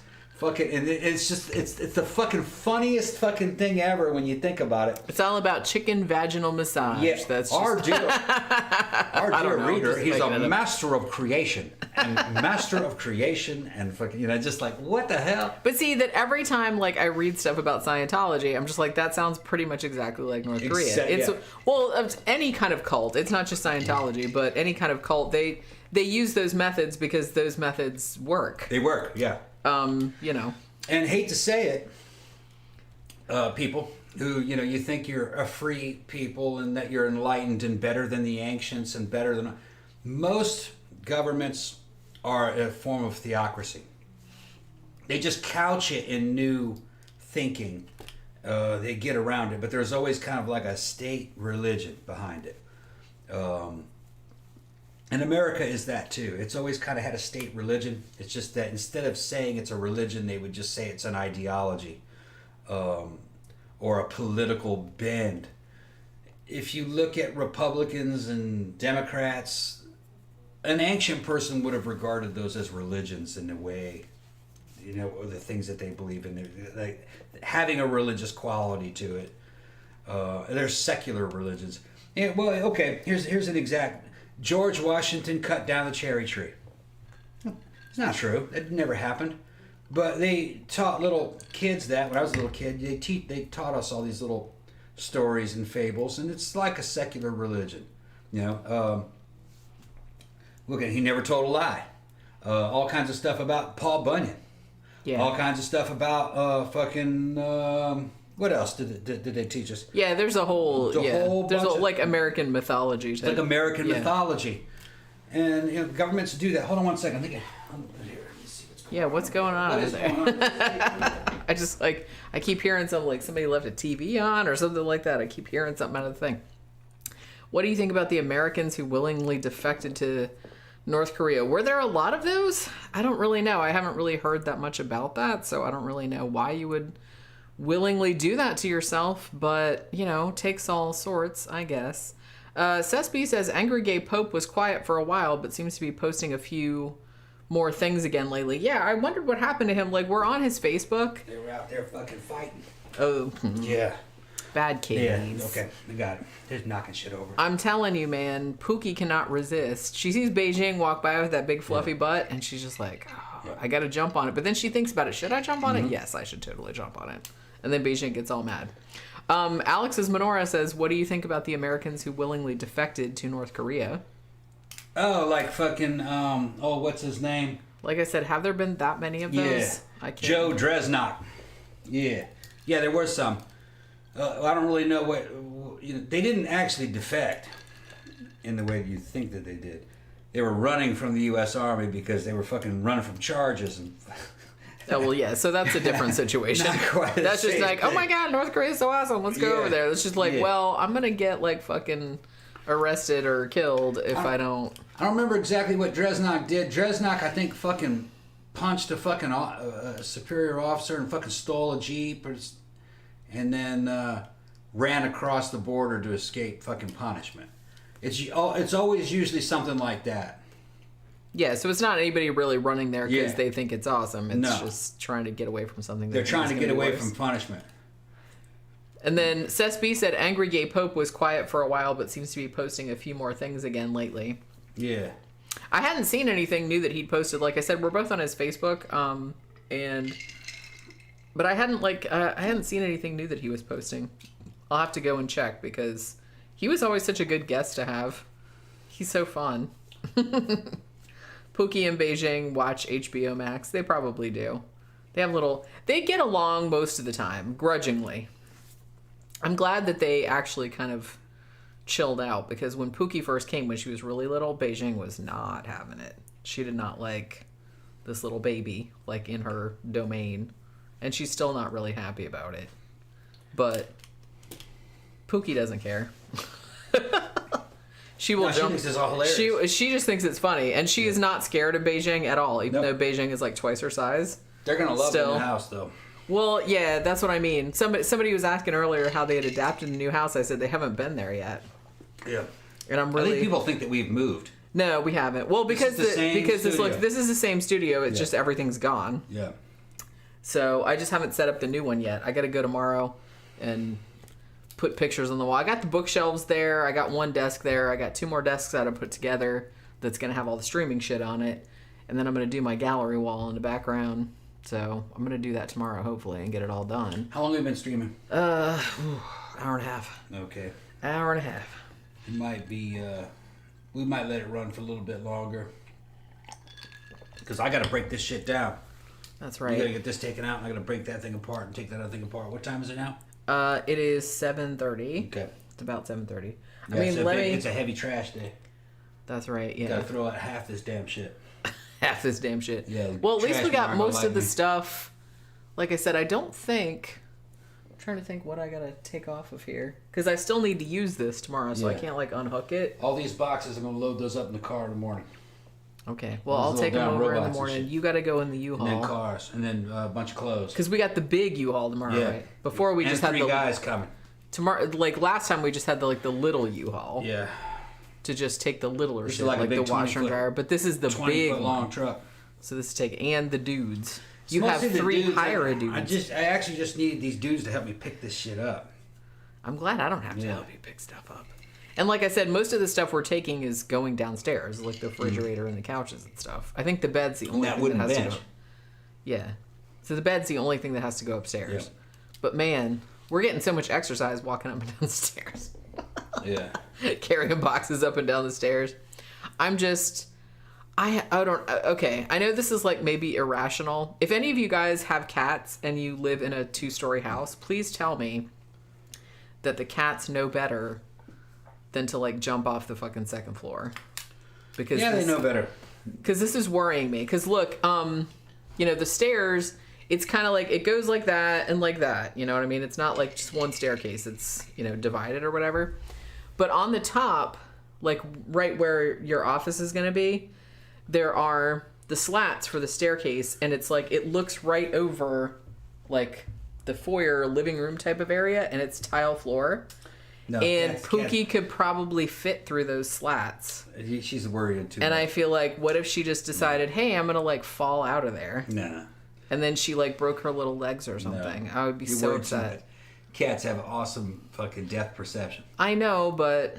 They can also fucking I'm always kind of like, but I'm like... They can fall a long distance. Can we just like put a big fluffy rug, like at the base of the stairs? A cat will not make that jump. Or something. Just saying. Well, I wouldn't say she's... I don't think she's going to jump on purpose, but what if she fell like by accident? I don't know. I'm worried about it. Cats do not fall by accident. Have you seen that video of... I don't know how this ended up, but there's a pretty famous... it's probably several years old. But of this cat, like, on a balcony, I don't even know how many stories up it was. And the cat was just sitting on the balcony, all of a sudden went, and just, like, jumped off. And I don't really know. How far down was it? I don't know. It looked kind of high up. Because every time I see that, I'm like, what happened to that cat? I don't know. It worried me. Like, when we were looking at the house, that was one thing that kind of worried me. And I was like, maybe we should put, like, some clear plastic, like, against these. Because I'm, like, worried. Ridiculous. Well, ridiculous. She's my baby. That is not far. She's my baby. I worry about her. That is not far down there. Well, to me, it looks far because it's not far. Dude, I get up on a chair and I have a panic attack because it's like I do not like heights. I've been like in the bathroom painting, and I have a chair in there and like a stepladder and stuff, and I'm like I'm edging the ceiling in the bathroom, and I had to like stand up on the bathroom counter like to get up onto the ceiling, and I was just like, I was freaking out. I'm like, dude, I'm like 3 feet off the ground, and it's like, it's too high for me. Because my balance is fucked up because I have inner ear problems. So it's like, I'm like 3 feet up, and I'm just kind of like, oh my God, I'm going to fall. I'm going to bust my head open. Oh my God. So it's like that kind of shit. Camp Guy says, my cats also climb all the way up to the roof, and they have to go around the soffit and upside down. Didn't Beijing, in the place you used to live, remember that place on that kind of townhouse that on Douglas you used to live on? Yeah. Didn't Beijing get up on the roof there and jump off? Yeah. Now that wasn't 2 stories. No, 1 story. But it was still pretty high, and she jumped off. And she was young back then. She liked to get on top of the house. Well, she would get up there, and she was like, "Oh shit! Now I'm up on the roof. How do I get down? Oh, okay, now then I'll jump." Well, she was chasing squirrels. That's right. Yeah. And she's like, "How do I get myself into these situations?"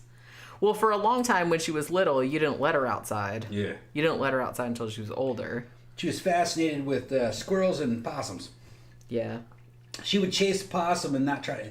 And then when she'd run up on it, she wouldn't catch it. She'd just look at it and go, ow, oh, ew, ow, it's an look, ugly kitty. Daddy, look, look at it. Oh, shit's ugly. Possums are fucking ugly. If you're a cat. They're not. They're ugly. If you're cute. a cat, then that shit is fucking ugly. I kind of feel like snout. I feel like cats are cat centric. They think that everything. Well, it's just kind of like humans. You humanize everything. So cats catify everything. Yeah. They see humans probably as big cats without hair that walk on two legs.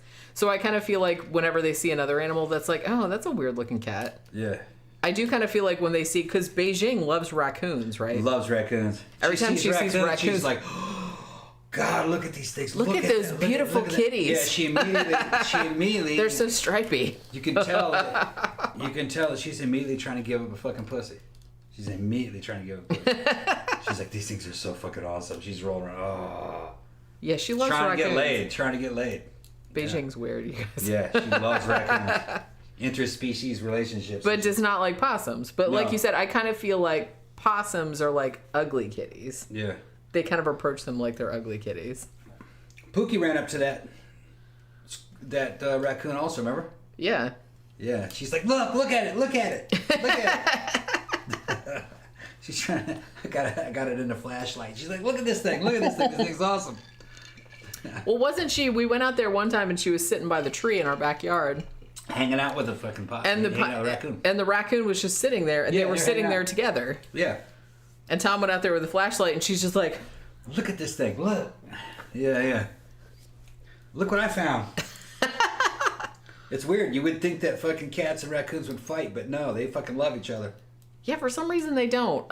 Possums and cats are different because... The possums just start running, and the cat's like, look at that thing. It's the devil. I had a cat when I was younger.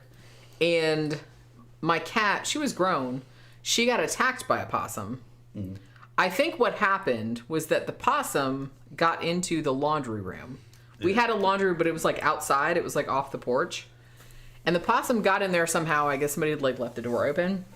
So the possum got in there, and then the cat went in there. The possum scared her, and then they fought. And the possum actually bit my cat in the face. And tore part of her lip off. So she had to go to the vet and everything like that. But it's really weird because I kind of feel like, I don't know, raccoons she didn't get any fights with raccoons though. Sis, we already did a house tour video. Well, I did when it was empty. When it was empty. When the office and stuff is all set up, I'm going to do like an office tour and I'm going to show you guys. The upper floor, parts of the upper floor. Yeah, because the bottom floor, I'm just like bored with it. It's like, I don't even know. But the upper floor, we're going to do all kind of cool shit up there. It's like I saw the video that she posted. It really doesn't really give the depth of how big it is up on top floor. I mean, it's pretty big. It's bigger than this whole house on top floor. I mean, when we went to see the nice house, layout. It's gonna be like a nightclub upstairs. I got lights gonna picked out for it, but it's gonna take time. There's a lot of shit, and man, look, I'm gonna tell you guys the truth, bro. I'm worried about that electric bill. That thing runs 2 air conditioners. And I got It's Florida, and it's Florida. 2 floors. Yeah. So we're kind of worried. I mean, so this house... Air conditioning bill might be like $1,000. We'll see. I'm hoping it won't be. This house... I had to push that shit down to 75. And it's not really that hot as 75 in there. Because when we first went there, our landlords who owned the house, they had it at 79. It wasn't that bad. And it wasn't bad. It wasn't hot in there. If you had the thermostat at 79 in this house, you would be dying. Yeah. You would be dying. We keep it at 72. We keep it at 72 in this house. Yeah. Because like I said, it's like 4 million degrees outside. But so like I said, we haven't lived in a 2-story house, so we're not sure how this is going to go. The electric bill here is what, 300 something? Well, the thing is, we've been here for so long, we were able to average it out. Yeah, it's averaged out. And I think you have to be here about 3 years before they'll be able to average out your bill. Yeah, And they won't let us do that up there. So we're going to pay every month, which means we But at least we're moving in the fall and winter, so maybe summer months are going to hit us, and we're going to have to pay the true monthly bill. But I'm hoping... And that bitch is going to be about $800 a month, I bet you. Oh, God, I hope not.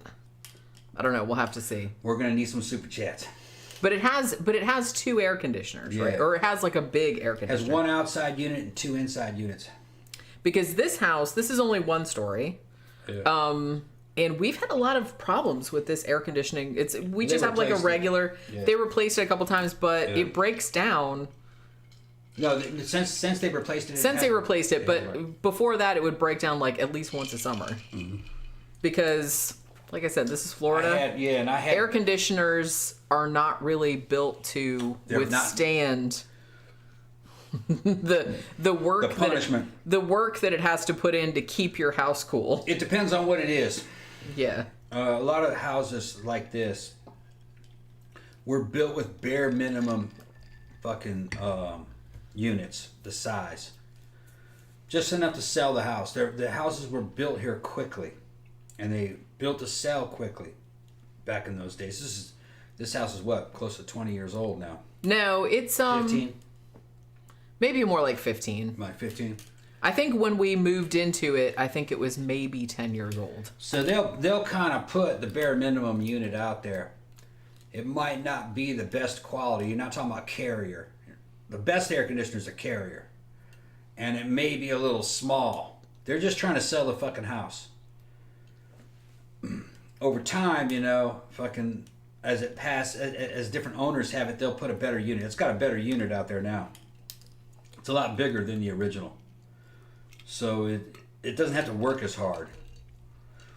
As we drove through here, I'll look on the side of some of these houses and they'll have 2 small units. Yeah. And I was like, man, that should have been replaced with 1 bigger one. That's not as efficient, Having 2 little ones. 2 little ones is not as efficient. But this one has 1 large one. It's the one we're moving to has 1 really big one. 1 large outside unit and 2 small And then there's inside. 2, and so there's a thermostat downstairs and a thermostat upstairs. Yeah, 2 different squirrel cages. I think they call it compressors. No, condensers. What's it called?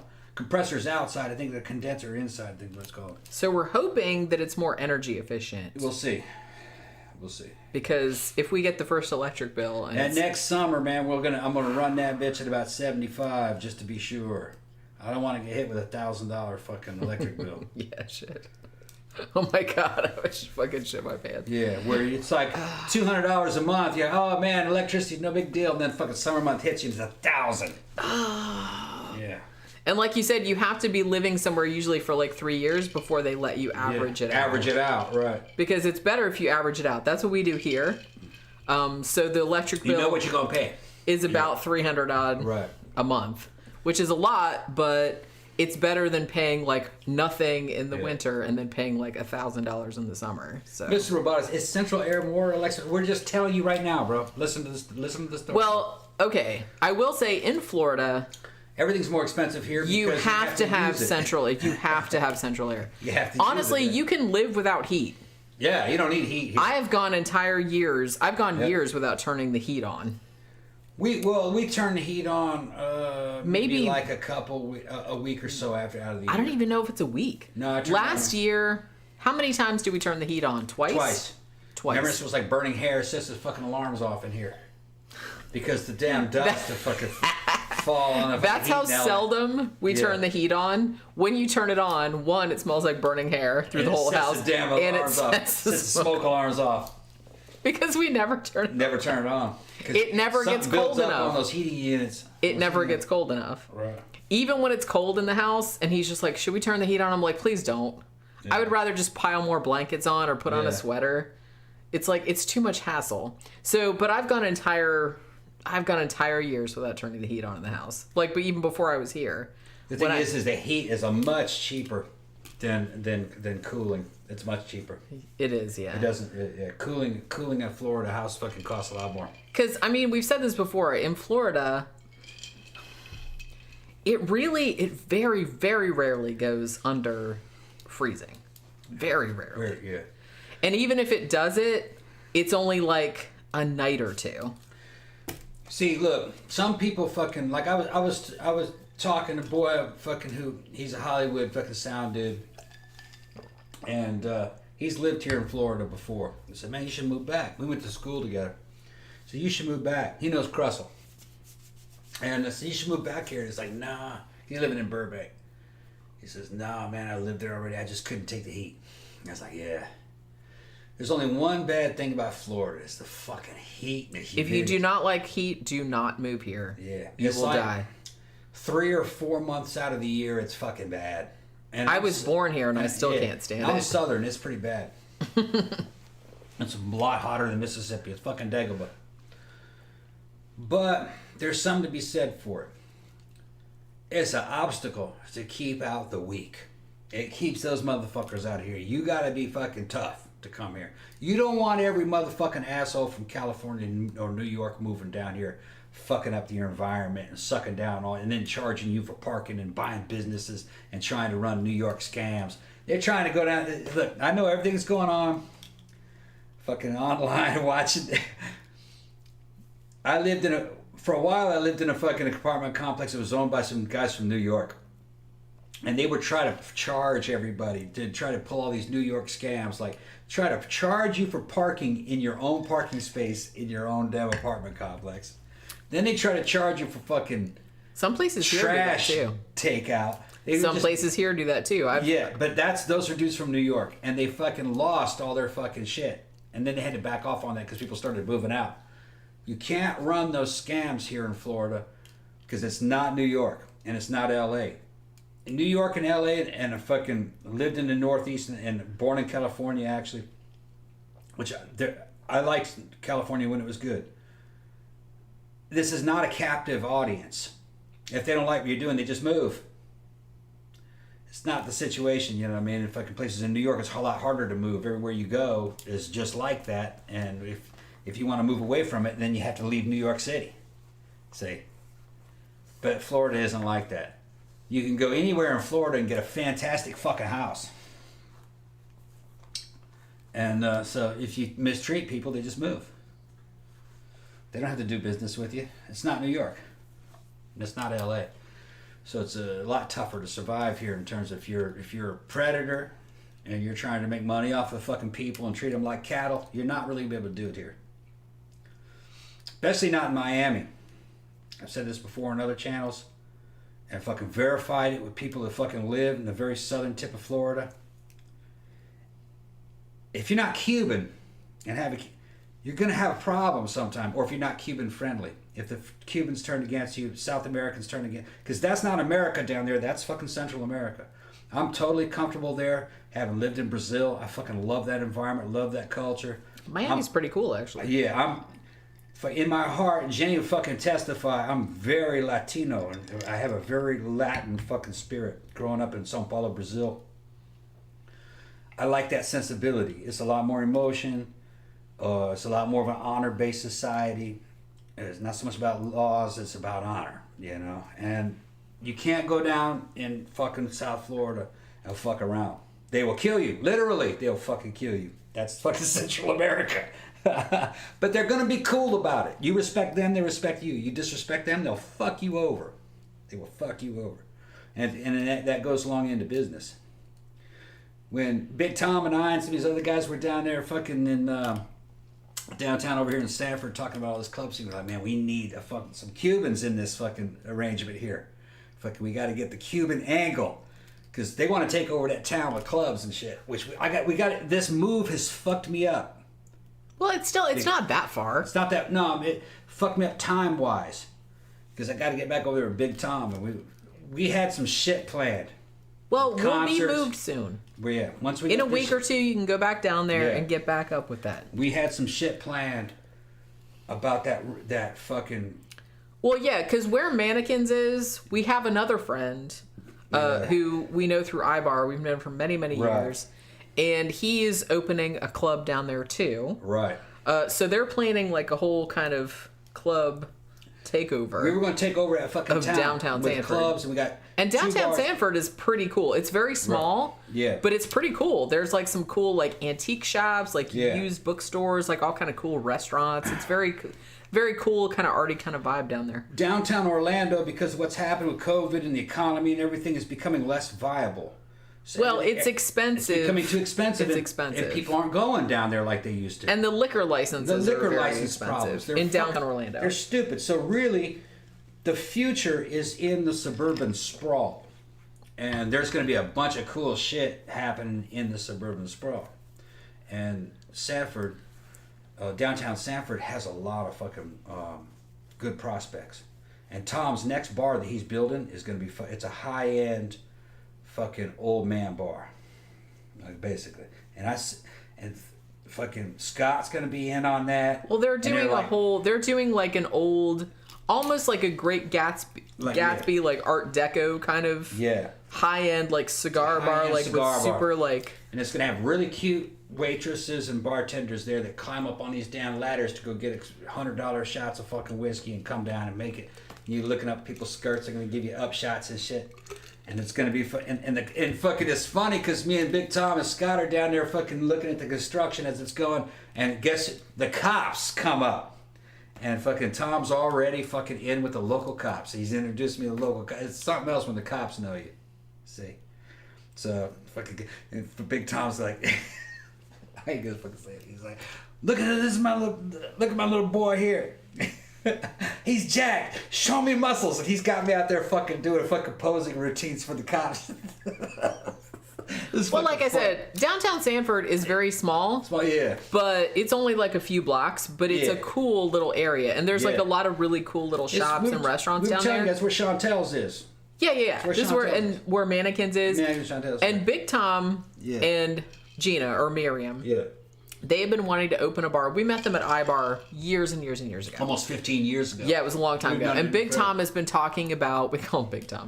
Yeah. He's been talking about opening his own club for ages. And we're so happy that he finally did it. And it's like, man, he opened that little bitty place and then he like bought the place next door. Yeah. Tore the wall out. Good. Expanded it.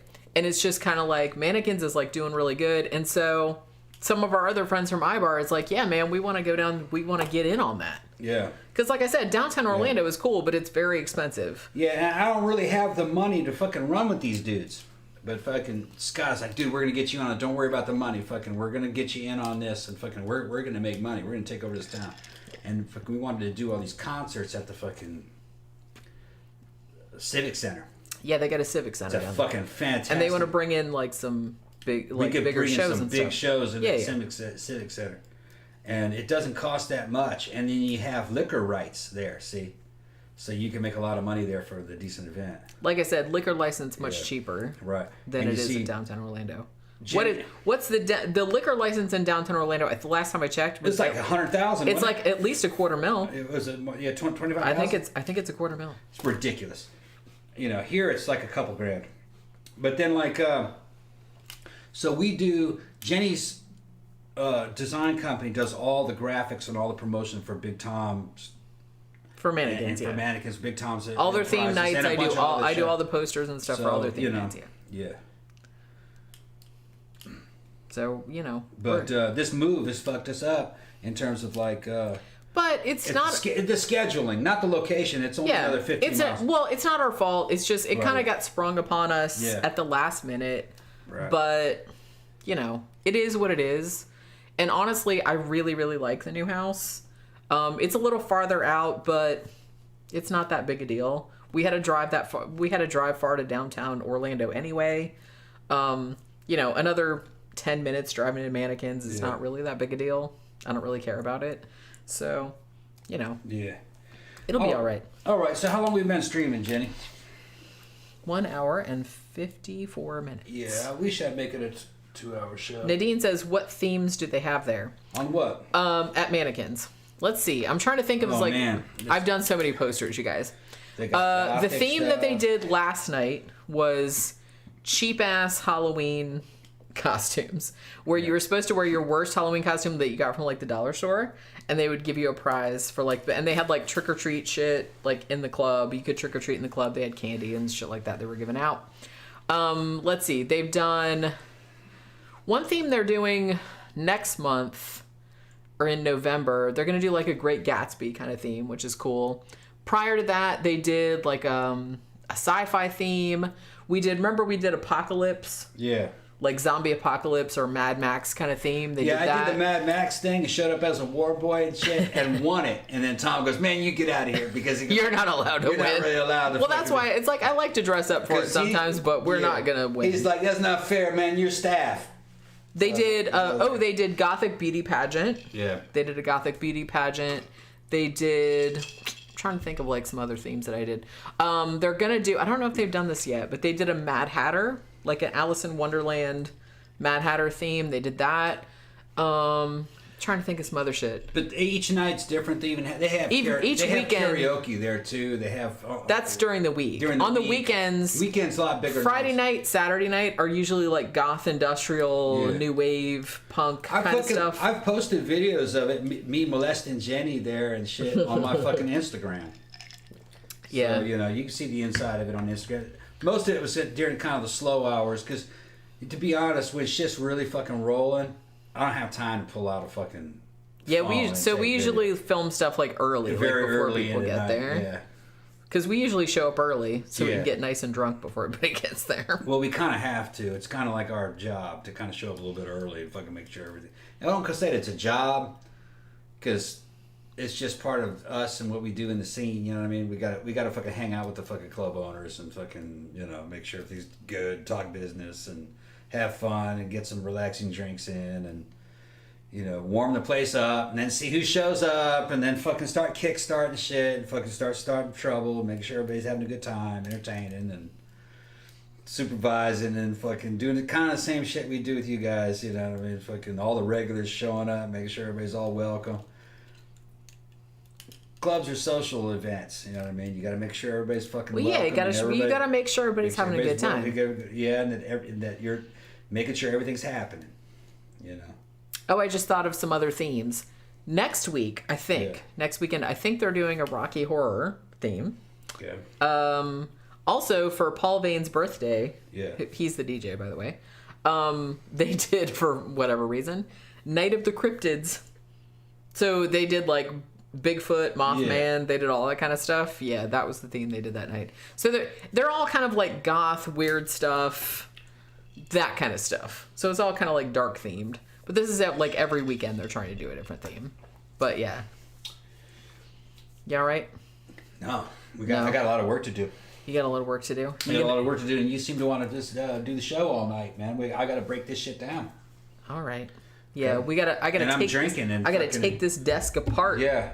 We're actually I'm gonna break it apart. I'm gonna bring the sledgehammer in here. I'm just gonna break it apart into pieces. Okay, well, I guess I gotta get everything. You gotta get everything off of it, and I'll. Because I bought new desks. I got a fucking 3.5 foot long sledgehammer. I'm gonna come in here. And okay, well, I gotta make sure and take everything out of my drawers. That's what I'm saying. We gotta shut it down. All right, so we gotta go. Yeah. Because Tom has to like break this up with a sledgehammer. Yeah. So I have to move everything, make sure he didn't break any of my shit. Yeah. All right, so we will be back on hopefully Wednesday night. Mm-hmm. If I get everything set up at the new house, hopefully the office and studio will be set up at the new house by Wednesday night so we can do a Sidetrack show from there. But thank you everybody for dropping by, hanging out with me on my birthday. Yeah. And, it's been a really good time. Had a good time hanging out with you guys. We will see you guys on Wednesday, hopefully. So have a good rest of your weekend. I know there's not much of it left. And we will see you guys on Wednesday. Bye.